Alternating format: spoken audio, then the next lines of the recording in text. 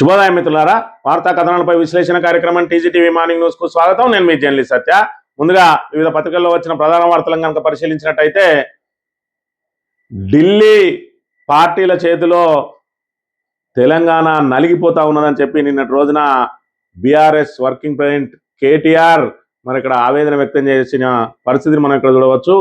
ఆత్మగౌరవ నినాదంతో మరి ఇక్కడ నిధులు, నీళ్లు, నియామకాలే ప్రధాన ఎజెండాగా మరి పోరాడి సాధించుకున్న తెలంగాణను ఇవాళ ఢిల్లీ పార్టీ ముందు మోకరిల్లేలా చేసింది ఈ కాంగ్రెస్ ప్రభుత్వం అని చెప్పి మరి ఇక్కడ ఢిల్లీ పార్టీల చేతుల్లో తల్లడిల్తా ఉన్నది తెలంగాణ అని చెప్పి ఆయన ఆవేదన వ్యక్తం చేసిన పరిస్థితిని మనం ఇక్కడ ప్రధానంగా చూడవచ్చు. మరోవైపు చూసుకున్నట్టయితే యూపీఐ ఛార్జీలను అంటే 2000 కంటే పైన చేసే ప్రతి ట్రాన్సాక్షన్ కూడా ట్యాక్స్ వేసే విధంగా అంటే సర్వీస్ ట్యాక్స్ వేసే విధంగా ఇవాళ చట్టం అమల్లోకి తీసుకొచ్చింది కేంద్ర ప్రభుత్వం.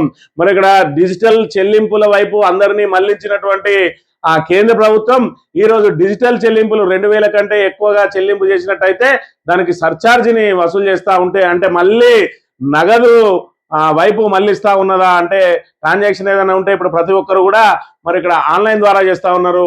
మరి ఆన్లైన్ ద్వారా ప్రతి చెల్లింపును కనుక చేసినట్టయితే అంటే రోజుకు 10,000 నుంచి 20,000 ట్రాన్సాక్షన్ ఎవరైనా చేసిన వాళ్ళు ఉంటే వాళ్ళు ట్యాక్స్లో భారం వాళ్ళ మీద పడబోతా ఉన్నది. 2,000 పైచీలకు ఏ ట్రాన్సాక్షన్ జరిగినా కూడా సర్వీస్ ట్యాక్స్ విధిస్తే మరి అది కస్టమర్ జేబులు గుల్ల కాబోతా ఉన్న పరిస్థితిని కూడా మనం ఇక్కడ ప్రధానంగా గమనించవచ్చు. మరోవైపు కోర్టు ధిక్కరణల మీద హైకోర్టు తీవ్రంగా మరి ఇక్కడ ఆగ్రహం వ్యక్తం చేస్తా ఉన్నది.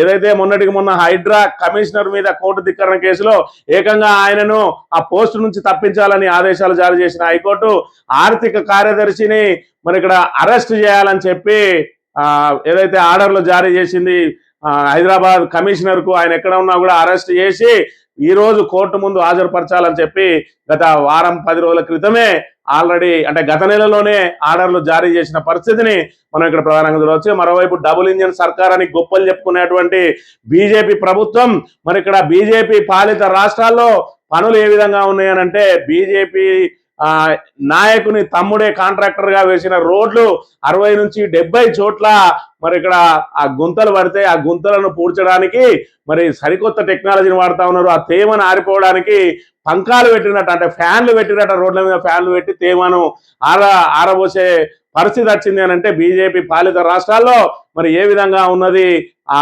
నాణ్యత అనేది అనేకంగా చూస్తూనే ఉన్నాం. ఇప్పటి వరకు అనేక బ్రిడ్జిలు కూలుతా ఉన్నాయి, అనేక ఫ్లైఓవర్లు కూలుతా ఉన్నాయి. తాజాగా రోడ్డుకు పంకాలు పెట్టి మరి బీజేపీ అబాస్ పాలవుతున్న పరిస్థితిని కూడా మనం ఇక్కడ చూడవచ్చు. వార్తా కథనాలను కనుక పరిశీలించినట్టయితే ముందుగా నమస్తే తెలంగాణలో ఇక యూపీఐ ఛార్జీల మోత 0 MDR పాలసీకి కేంద్ర స్వస్తి, చట్ట సవరణ బిల్లుకు లోక్సభ ఆమోదం, రుసుము వసూలు బాధ్యత బ్యాంకులకు, 2,000 దాటిన లావాదేవీలపై వాటా అంతిమంగా కస్టమర్లపైనే భారం అంటున్న నిపుణులు. 2,000 కంటే మీరు ఎక్కువగా అంటే షాపింగ్కి వెళ్ళినా లేదంటే సూపర్ మార్కెట్కి వెళ్ళినా లేదంటే బట్టల షాప్కి వెళ్ళినా ఇప్పుడు ప్రతి ఒక్కరు కూడా ఫోన్ పే, గూగుల్ పే ప్రతి దానికి ఆఖరికి ఛాయకు 10 రూపాయలు చెల్లించాలన్నా యూపీఐ చేస్తా ఉన్న పరిస్థితి. మరి ఇక్కడ ఏదైతే కింది స్థాయి వాళ్ళకు అంటే సామాన్యుల మీద మేము భారం పడనీయం, మీరు 100, 200, 300, 500, 1000 కొట్టుకుంటారు, మేము 2,000 వరకు ఛాన్స్ ఇస్తా ఉన్నాం. 2,000 పైన జరిగే లావాదేవీలకే సర్ఛార్జ్ వసూలు చేస్తామన్నారు. అయినా సామాన్యుడైనా కూడా ఏదైనా సూపర్ మార్కెట్కో కిరాణానికో వెళ్తే ఖచ్చితంగా 3,000, 4,000 సరుకులు కొనుక్కుంటాడు. బట్టల షాప్కి వెళ్ళినా 3,000, 4,000 సరుకులు కొనుక్కుంటాడు. కాబట్టి ఇక నుంచి నగదు ద్వారానే వెళ్లే దిశగా మళ్ళిస్తున్నది. ఇప్పటి వరకు నగదును మరి ఇక్కడ నగదు వైపు వెళ్లకుండా కేంద్ర ప్రభుత్వం ఏర్పాట్లు చేసింది. ఇవాళ సర్ఛార్జీలతోటి మళ్ళీ నగదు జేబులో పెట్టుకొని వెళ్లాల్సిన పరిస్థితిని తీసుకొని వస్తా ఉన్నదని చెప్పి నిపుణులు మరి ఇక్కడ దాని మీద విమర్శలు గుప్పిస్తా ఉన్నారు. ఇక డబుల్ ఇంజన్ దోకాబాజీ, హైవేకు పంకా టెక్నాలజీ అట. డబుల్ ఇంజన్ ప్రభుత్వాల పాలనలో అభివృద్ధి రోజు రోజుకు ఇలా గుంతలతో కొత్త పుంతలు దొక్కుతున్నది. యూపీలో 4,200 కోట్లతో నిర్మించిన లక్నో కాన్పూర్ ఎక్స్ప్రెస్ వేను ప్రారంభించి 18 రోజులైనా కాకముందే ఇలా అడుగుకో అతుకు గజానికో గతుకు అన్నట్టుగా తయారైంది. 63 కిలోమీటర్ల హైవేపై ఏకంగా 84 చోట్ల భూమి కుంగిపోయిందట. బీజేపీ ఎంపీ సోదరుడే కాంట్రాక్ట్ కావడంతో ఆ పార్టీ నేతలు కక్కలేక మింగలేక అవస్థలు పడుతున్నారు. అయితే రిపేర్ల కోసం రోడ్డుపై తేమను ఆరబెట్టేందుకు టేబుల్ ఫ్యాన్లు ఏర్పాటు చేసిన వీడియోలు సోషల్ మీడియాలో వైరల్ అయ్యాయి. అమెరికాలోనూ లేని సాంకేతికతతో ఈ ఎక్స్ప్రెస్ వే నిర్మించామంటూ మొన్న కేంద్ర మంత్రి గడ్కరీ చేసిన ప్రసంగాన్ని గుర్తు చేసుకుంటున్న జనం పంకా టెక్నాలజీపై పడి నవ్వుకుంటా ఉన్నారట. మరి ఇక్కడ డబుల్ ఇంజన్ సర్కార్ ఉంటే అభివృద్ధి దూసుకుపోతుంది అని చెప్పి ఇక్కడ పదే పదే బీజేపీ నేతలు చెప్తా ఉంటారు. మరి డబుల్ ఇంజన్ సర్కార్ అంటే రాష్ట్ర ప్రభుత్వం కేంద్ర ప్రభుత్వం రెండు కూడా బీజేపీ ఉంటే అభివృద్ధికి ఆటంకాలు ఉన్నాయంటా ఉన్నారు. కానీ అసలు నిజం ఏంది అని అంటే 63 కిలోమీటర్ల వేస్తే రోడ్ వేస్తే 84 చోట్ల కుంగిపోయిందట. ఆ కుంగిపోయిన రోడ్డును మళ్ళీ రిపేర్ చేయడానికి అందులో ఉన్న తేమను అరికట్టడానికి ఫ్యాన్లు పెడతా ఉన్నారట. మరి ఈ ఫ్యాన్లతోటి ఎంత తేమను అరికట్టగలుగుతారో అసలు ఇది ఏం టెక్నాలజీ, అమెరికాలో లేని అసలు టెక్నాలజీ తోటి మేము ఈ రోడ్ వేసినామని నితిన్ గడ్కరీ చెప్పిన వారం గడవక ముందే అది 84 చోట్ల కుంగిపోయిందని చెప్పి ఇక్కడ దాన్ని ట్రోల్ చేస్తా ఉన్నారు.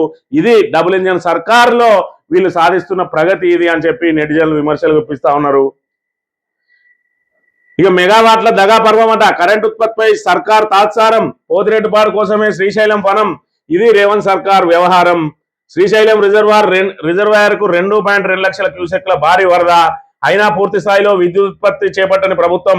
900 మెగావాట్ల కేవలం 100 మెగావాట్ల పవర్ జనరేషన్ కరెంటు డిమాండ్ లేదని సాకులు చెప్తున్న కాంగ్రెస్ సర్కార్ ఆంధ్రాకు కృష్ణా జలాలను పారించడమే అసలు కారణం.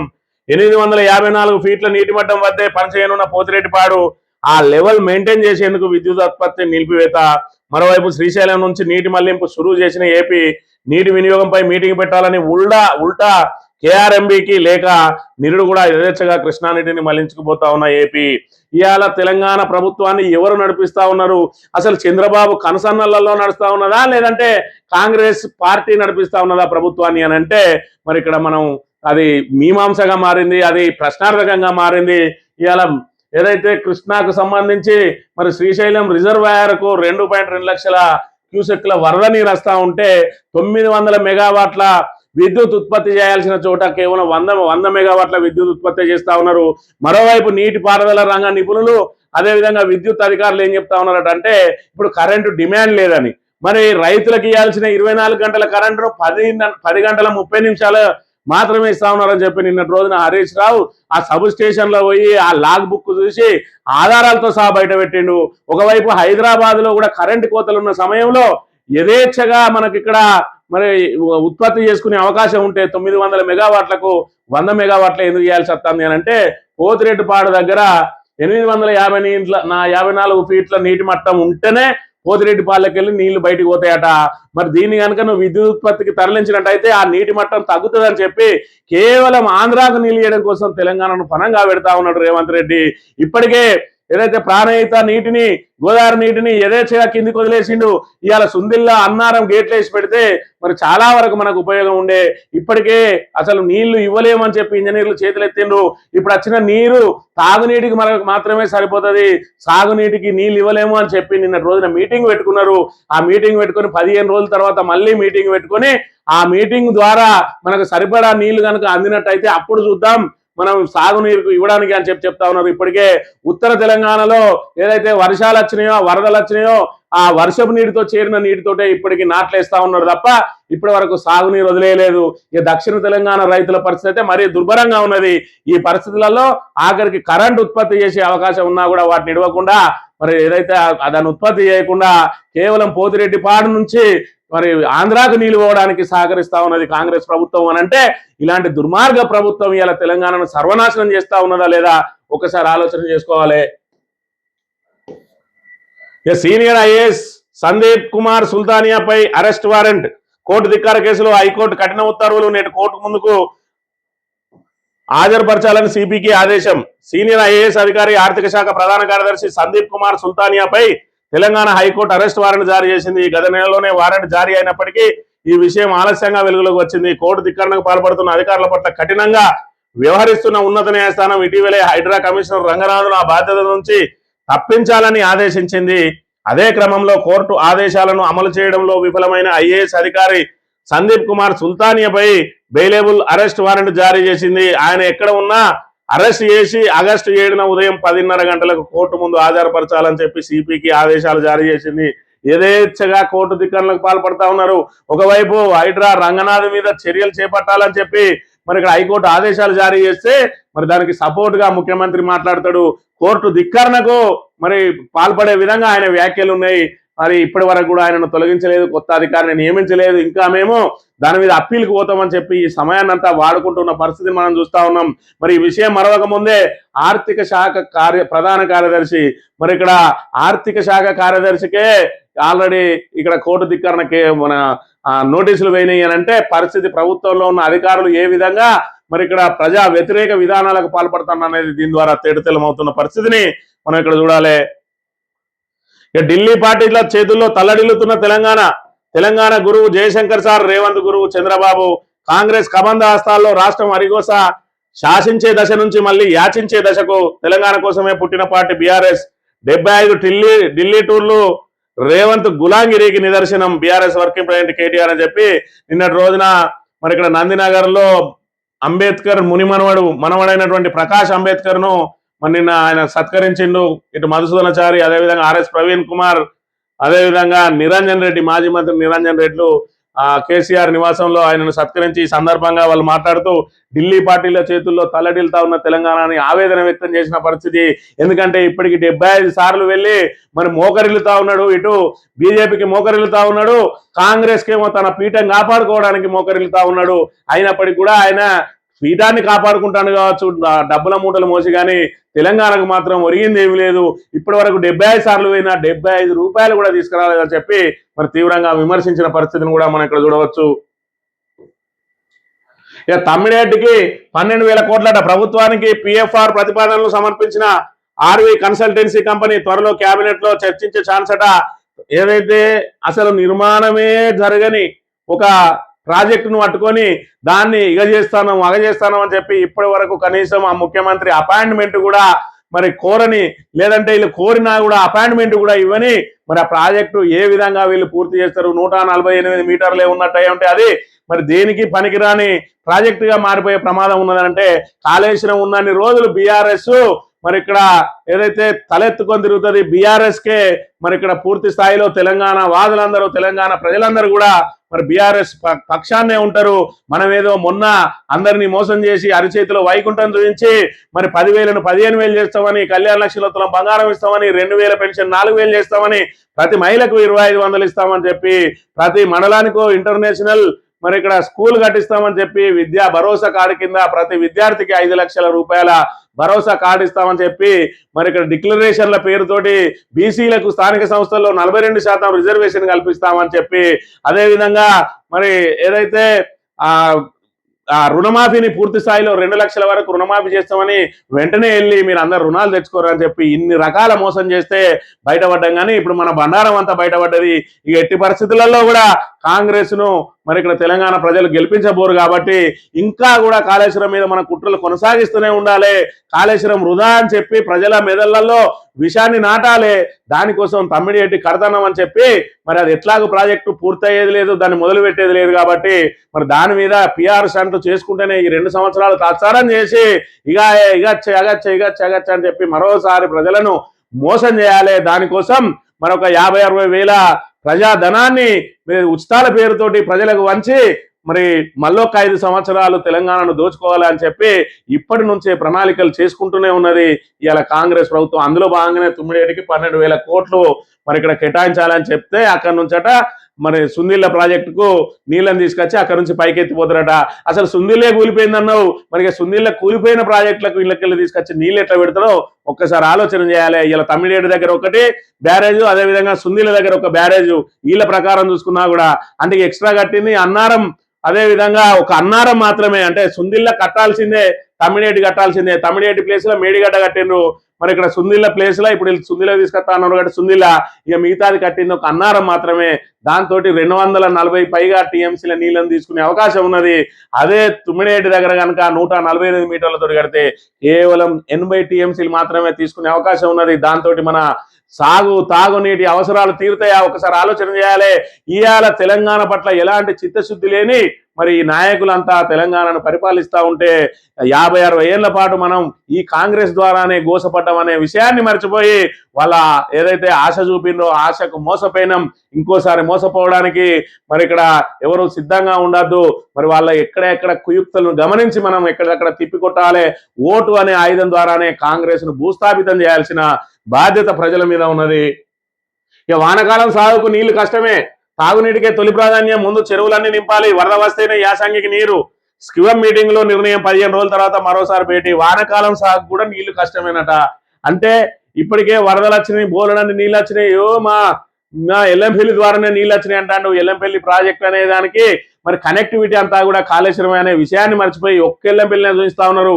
పోనీ అదన్న కాంగ్రెస్ హయాంలో పూర్తయిందా అంటే ఆ ఎల్లంపల్లిని పూర్తి చేసిన ఘనత కూడా బీఆర్ఎస్ దే.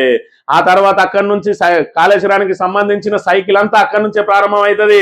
మరి ఎందుకంటే గోదావరిలో మొట్టమొదటి ప్రాజెక్టు మన తెలంగాణలో మరి ఎల్లంపల్లి కాబట్టి మరి మేడిగడ్డ నుంచి అన్నారం నుంచి సుందీల నుంచి మరి ఇక్కడికి ఎత్తిపోసుకొని ఇక్కడ నుంచి పంపడం కోసం అన్ని రకాల ఏర్పాట్లు చేసుకుంటే మేము ఎల్లంపల్లి మాదాల మొదలైంది కాబట్టి మరి ఎల్లంపల్లితోటే నీళ్ళు వస్తున్నాయని చెప్పి ఇంకా ప్రజలను నమ్మించే ప్రయత్నం ఏదైతే చేస్తా ఉన్నారో ఇవాళ అదే మేడిగడ్డ ద్వారా కనుక మనం ప్రాజెక్టును రిపేర్ చేసుకొని ఆ ప్రాజెక్ట్ రిపేర్ చేయకుండా కనీసం కాఫర్ డ్యాం కట్టుకొని పైకి నీళ్ళని ఎత్తిపోసుకొని ఉంటే ఇవాళ సమృద్ధిగా సాగునీరు ఇచ్చే అవకాశం ఉండేది. మరి ఇక్కడ ఆ ఎల్లంపల్లి నుంచి ఎత్తిపోసిన నీళ్లు ఇప్పుడు తాగునీటి అవసరాలకే సరిపోతాయి అని చెప్పి ఇంజనీర్లు చేతులు ఎత్తెత్తున్న పరిస్థితి. మరి ఏమైంది? నీ ఎల్లంపల్లి నుంచి వచ్చిన నీళ్లు ఏమైనాయి? ఇవాళ పూర్తి స్థాయిలో కాళేశ్వరాన్ని మనం వాడుకున్నట్టయితే మేడిగడ్డ నుంచి మొదలుకుంటే అక్కడ ధర్మపురి వరకు నిండుకుండలా ఉండేది గోదావరి. అసలు మనకు కాలువల ద్వారా నీళ్ళే అవసరం లేదు, భూగర్భ జలాలు పెరిగి ఉండేటి, బోర్ల ద్వారా వ్యవసాయం చేసుకునే వాళ్లకు మరి ఇక్కడ అత్యంత సమీపంలో నీళ్లు ఉండేది. ఇలాంటి ఇబ్బందులు వచ్చి ఉండేవా? ఒకసారి ఆలోచన చేసుకోవాలి. ఇక వారసులను ముందు పెట్టి బ్లాక్మెయిల్, ప్రత్యర్థులపై మైండ్ గేమ్, విష సంస్కృతికి తెరలేపిన ముఖ్య నేత, అధికార విపక్ష నేతల పిల్లలపై డేకాన్ను, వారి కదలికలు, బలహీనతలపై నిఘా, అక్రమ లావాదేవీలు, వివాదాలకు సంబంధించిన పూర్తి వివరాల సేకరణ, వారి వ్యక్తిగత వ్యసనాలు, దురలవాట్ల వీడియోలు, ఫోటోలతో ఫైల్ సిద్ధం. అందుకోసం ఓ పగడ్బందీ నెట్వర్క్, వాటిని చూపించి నేతల బ్లాక్మెయిల్, రాజకీయ అవసరాలకు వాడుకునేలా వారిని లొంగ తీసుకునే ఎత్తుగడట. మరి రేవంత్ రెడ్డి రాజకీయం అంతా కూడా బ్లాక్ మెయిల్ మీదనే ఆధారపడి ఉన్నదని చెప్పి బీఆర్ఎస్ పదే ఆరోపణలు చేస్తూనే ఉన్నది. ఆయన ఆర్టీఐ ద్వారా మరి వందలాది కోట్లు సంపాదించిందని కూడా ఆయన మీద పెద్ద ఎత్తున ఆరోపణలు ఉన్నాయి. ఈ నేపథ్యంలో మరి ఇక్కడ ఆయనకు సంబంధించిన పార్టీ వాళ్ళైనా ప్రతిపక్ష పార్టీ వాళ్ళైనా ఆయన చేసే పని విధానంతో ఆకర్షితులు కావాలి, కానీ ఆయనను గద్దెదింపడానికి ఏదైతే కాంగ్రెస్ నాయకులు ప్రయత్నం చేస్తా ఉన్నారో ఒక్కో మంత్రిని ఎక్కడ చెక్ పెట్టాలంటే వాళ్ళ కొడుకులు చేసే మరి పనులన్నిటి మీద నిఘా పెట్టి, వాళ్ళ కార్యకలాపాల మీద నిఘా పెట్టి, దానికి సంబంధించిన అన్ని వివరాలు సేకరించి అవసరమైతే వాళ్ళు ఏదన్నా పబ్బులకో క్లబ్బులకో పోతే అవన్నిటిని కూడా వీడియోలు తీసి వాళ్ళను మరి ఏదైతే వాళ్ళ భవిష్యత్తును నాశనం చేస్తా అని బ్లాక్ మెయిల్కు పాల్పడతా ఉన్నాడని వార్తను ప్రచురించింది. గురుకుల టీచర్ల వాచ్మెన్ల, గురుకుల టీచర్లు వాష్రూమ్లు పర్యవేక్షించాలట. మైనారిటీ గురుకులాల సెక్రటరీ సర్క్యులర్ జారీ, రాత్రి వేళ 2 గంటలు విధుల్లో ఉండాలని నిర్దేశం. సర్కార్ వివాదాస్పద నిర్ణయంపై దుమారం, ఉపాధ్యాయ వర్గాల నుంచి తీవ్ర అభ్యంతరం అట.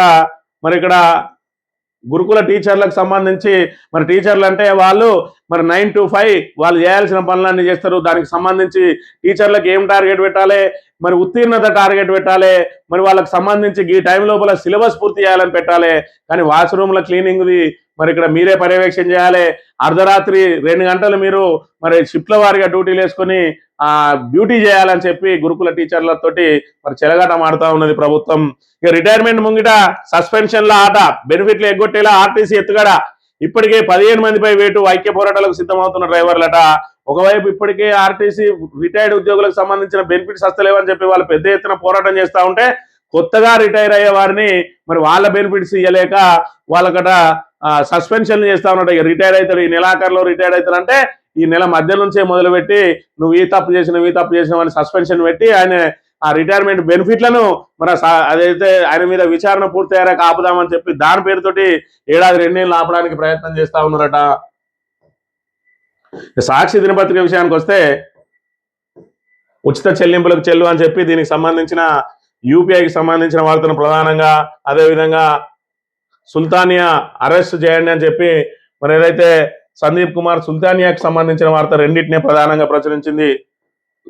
ఇక చర్చకు రూపమే నిరసన, ప్రజాస్వామ్యంలో చట్టబద్ధమే, సమస్యల్ని పట్టించుకోకపోతే ఆందోళనకు దిగుతారు, అసమానతలు ఉన్నంతకాలం రిజర్వేషన్లు ఉండాల్సిందే, ఎన్నికల్లో విజయాలే నాయకత్వానికి నిదర్శనం కాదు, జెన్ ఆల్ఫాతో భేటీలో ఆర్ఎస్ఎస్ చీఫ్ అని మన ఆంధ్రజ్యోతి ఇలా ఆర్ఎస్ఎస్ చీఫ్ కు సంబంధించినటువంటి ప్రధాన వార్తను ప్రచురించింది. ఏదైతే మరి ఇక్కడ కాక్రోచ్ జనతా పార్టీ నిరసనలు వ్యక్తం చేస్తే వాళ్ళ మీద వాటర్ కెనాళ్లతోటి రబ్బర్ బుల్లెట్లతోటి దాడులు చేసి మరి వాళ్ళ మీద కేసులు ఏదైతే నమోదు చేసిందో మరి అది ఖచ్చితంగా చర్చకు మరో రూపమైన నిరసన తప్ప అదేది మరి ఆ ఉగ్రవాదమో లేదంటే దేశ వ్యతిరేక కార్యకలాపమో కాదు. మనం హక్కులను కాపాడుకోవడానికి నిరసన తెలిపే మరి హక్కు కూడా ఉంటది. ఆ నిరసన తెలపడం మరి ఇక్కడ ఖచ్చితంగా చర్చకు మరో రూపమే తప్ప అది మరి ఏదైతే అది చట్ట వ్యతిరేకం కాదు అని చెప్పి ఆర్ఎస్ఎస్ చీఫ్ చెప్తున్న పరిస్థితి. ఇక ఔటర్ నిర్వహణ బాగాలేదట. కాంట్రాక్టర్ కంపెనీపై సీఎం రేవంత్ రెడ్డి ఆగ్రహం. అధికారులు నిరంతరం పర్యవేక్షించాలి.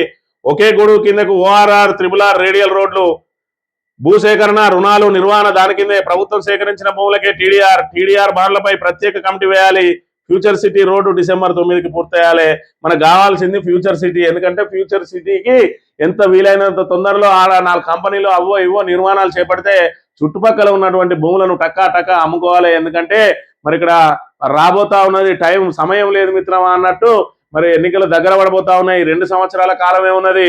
ఇక లాస్ట్ సంవత్సరంలో కార్యకలాపాలు ఏమి చేయలేం కాబట్టి ఈ డిసెంబర్ లోపు రోడ్లు గీట్లు పూర్తి చేసుకుంటే మరి ఆ మిగిలిన ఆ సంవత్సరం ఏదైతే 2027 సంవత్సరం మొత్తం కూడా ఫ్యూచర్ సిటీలో ఉన్నటువంటి భూములన్నింటినీ అమ్ముకొని సొమ్ములు చేసుకుంటే ఇక 28లో జరుగుతుంది, లేదంటే 29 ప్రథమ భాగంలో జరిగేటువంటి ఎన్నికలకు మళ్ళా మరి మంది మార్బలం డబ్బు సంచులతోటి సిద్ధంగా ఉండొచ్చు. అందుకే రేవంత్ రెడ్డి ప్రజా సమస్యల పరిష్కారం కంటే ఫ్యూచర్ సిటీ మీద అదేవిధంగా బ్రహ్మాండమైన ఆదాయం ఇచ్చేటువంటి మూసి ప్రక్షాళన మీద మాత్రమే ఆయన మరి కన్నేసి పెట్టిండు అనే విషయాన్ని మనం ఇక్కడ గమనించాలి. 22A ఫిర్యాదుల్ని 40 రోజుల్లో పరిష్కరించాలి. స్పెషల్ డ్రైవ్కు రెవెన్యూ కార్యదర్శి ఆదేశం అంట. 22Aల ఎందుకు పెట్టిండ్రు, దాన్ని పరిష్కరించడానికి ఎందుకు చేస్తాను, ఎన్ఓసీల పేరుతోటి ఎందుకు ప్రజలను దోచుకుంటాను, అసలు హైదరాబాద్ ఆస్తులను నిషేధ జాబితాలో పెట్టాల్సిన అవసరం ఏమొచ్చింది మరి ఈ ప్రభుత్వానికే తెలవాలి. 15 ఆగస్టున స్మార్ట్ రేషన్ కార్డులు 1,50,000 కుటుంబాలకు పంపిణీ సంగారెడ్డిలో ప్రారంభించనున్న సీఎం రేవంత్ రెడ్డి. అదే రోజు 119 నియోజకవర్గాల్లో అందజేత డ్రైవింగ్ లైసెన్స్, ఆర్సీ తరహాలో రూపకల్పన పంపిణీకి ఏర్పాట్లు పూర్తి చేయాలని అధికారులను ఆదేశించిన మంత్రి ఉత్తమ్. ఇలా బువ్వకు లేదు అని అంటే మరి కడుపు నిండా అన్నం పెట్టే పరిస్థితి లేదు. కానీ ఇలా ఆడంబరాల పేరుతోటి మాత్రం ప్రభుత్వం నానా ఖర్చులు అయితే చేస్తా ఉన్నది. ఇప్పుడు ఈ స్మార్ట్ కార్డుల పేరుతోటి మన అనుయాయులకు మళ్ళా వాళ్ళకేదో టెండర్లు ఇచ్చుకొని ఈ టెండర్లు కమిషన్ల మీద ఉన్న దృష్టి మరి ఇక్కడ ప్రజా సమస్యల మీద లేదు. ప్రాజెక్టును ఏ విధంగా పూర్తి చేయాలి, ఇవాళ తెలంగాణ నీటి హక్కులను మళ్ళీ ఏదైతే డోకా పెడుతున్నటువంటి ఏపీని ఏ విధంగా ఎదుర్కోవాలి, కృష్ణా జలాలను దోచుకుపోతున్నటువంటి ఆ ఏపీ కేఆర్ఎంబి ఏదైతే వాళ్ళకి సహకరిస్తా ఉన్నదో దాన్ని ఏ విధంగా నిలువరించాలి, ఇవాళ తెలంగాణకు సంబంధించిన 7 ప్రాజెక్టుల అనుమతులు రద్దు చేయాలన్న ఏపీకి ధీటుగా ఏ విధంగా సమాధానం చెప్పాలి, మరి రైతులకు ఏ విధంగా సాగునీరు అందియాలి, యూరియా కొరతను ఏ విధంగా అధిగమించాలి, మరి ఇవన్నిటిని కూడా పక్కన పెట్టి కనీసం మరి విద్యాశాఖ మన చేతిలో ఉన్నది, హోంశాఖ మన చేతిలో ఉన్నది, శాంతి భద్రతల పరిరక్షణకు పోలీస్ డిపార్ట్మెంట్ను మరి గతంలో దేశంలోనే నెంబర్ 1 ఉన్నటువంటి పోలీస్ డిపార్ట్మెంటు మరి ప్రతిష్ట ఎందుకు దిగజారుతా ఉన్నది, దాన్ని ఏ విధంగా నిలబెట్టాలి, ఇవాళ గురుకులంలో నిత్యం ఫుడ్ పాయిజన్లు అవుతా ఉన్నది, దాన్ని ఏ విధంగా అరికట్టాలి, ఇవేవి కూడా అక్కర్లేదు. కేవలం ఇవాళ కమిషన్లు దండుకోవడం మీదనే ప్రభుత్వం దృష్టి పెట్టింది. ఇక సామాజిక తెలంగాణ కోసం నా జీవితం అంకితం, నేను బీసీల కోసం పోరాటం చేస్తుంటే నాది అగ్రికులం అని హేళన చేస్తున్నారు. నా పుట్టుక నా చేతిలో లేదు, ఎవరి కోసం పనిచేయాలన్నది నా చేతిలో ఉన్నది. గతంలో సమాజంలో ప్రజాస్వామిక మార్పు తెచ్చిన వాళ్ళంతా అగ్రకులాల వారే. అవును, మీరు అగ్రకులాలలో మార్పులు ఎత్తా అంటే మేము మీకు జీవ్ హుజూర్ అనుకుంటా తిరగాలి. ఇవాళ నువ్వు అధికారం కోసం చేస్తున్నావా, నీ పేరు కోసం చేస్తున్నావా, మరి ఇక్కడ ఏదైతే అధికారంలో నిన్ను భాగస్వామిని చేయాలి, నన్ను ప్రధానంగా ముందుంచాలి, బీఆర్ఎస్ పార్టీ నా చేతిలో పెట్టాలని చెప్పి నీ కుయుక్తులను అడ్డుకున్నందుకు మరి నువ్వు ఏ విధంగా బీఆర్ఎస్ మీద అక్కసును వెళ్ళగక్కుతా ఉన్నావు. ఇలా రేవంత్ రెడ్డి చేతిలో ఏ విధంగా పావుగా తయారైన అనేది తెలంగాణ సమాజం ఆల్రెడీ గమనిస్తా ఉన్నది. రాబోయే రోజులలో తెలంగాణ సమాజమే నీకు బుద్ధి చెప్తుంది. సైబర్ నేరాల నియంత్రణలో తెలంగాణ బేస్ నగదు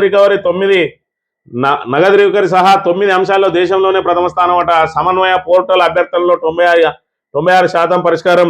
పోలీస్ డిపార్ట్మెంట్ను నిష్పక్షపాతంగా పనిచేయించినట్టు ఉంటే ఖచ్చితంగా గతంలోనే భారతదేశంలో నెంబర్ 1గా ఉన్నది. మరి కేసీఆర్ గారు ఏదైతే పోలీస్ డిపార్ట్మెంట్ కు స్వతంత్ర హోదా కల్పించిందో ఆ రోజున మరి పారదర్శకంగా ఉండాలి పరిపాలన, ఫ్రెండ్లీ పోలీసింగ్ ఉండాలి, ఇవాళ వేధింపులు ఉండొద్దు, కక్ష సాధింపులు ఉండొద్దు అని చెప్పి ఏ విధంగా అయితే పరిపాలన చేసిండో ఇవాళ వేధింపులు కక్ష సాధింపులే ధ్యేయంగా పోలీస్ డిపార్ట్మెంట్ పనిచేస్తా ఉన్నది. యథా రాజ తదా ప్రజ అన్నట్టు ఇవాళ వాళ్ళకు పోస్టింగులు వాళ్ళ అనుయాయులకు మాత్రమే ఇచ్చుకొని ఖచ్చితంగా మేము చెప్పినట్టు ఇంటనే మీకు పోస్టింగ్ అని, లేదంటే తక్షణమే అక్కడి నుంచి వాళ్ళకు ట్రాన్స్ఫర్లు జరుగుతూ ఉన్నాయి. తప్పనిసరి పరిస్థితులలో పోలీసులు మరి ఇక్కడ కీలుబొమ్మగా మారినరు. మరి ఇక్కడ ఏదైతే పోస్టింగ్ల కోసం కొందరు, వాళ్ళ ప్రాపకం కోసం కొందరు, ఇవాళ పోలీసులు ప్రజలకు మేము జీతగాలం అనే విషయాన్ని మర్చిపోయి మేము కాంగ్రెస్ పార్టీ జీతగాలం అన్నట్టుగా పనిచేస్తా ఉన్న పరిస్థితిని మనం ఇక్కడ ప్రధానంగా చూడవచ్చు. ఈనాడు దినపత్రిక విషయానికి వస్తే సాగునీటిపై నిర్ణయం ప్రాజెక్టులు నిండాకే, అంటే ఇప్పటికి కూడా ప్రాజెక్టులు నిండలేదు, మళ్ళీ ఒక 15 రోజుల తర్వాత ఆలోచన చేస్తారట.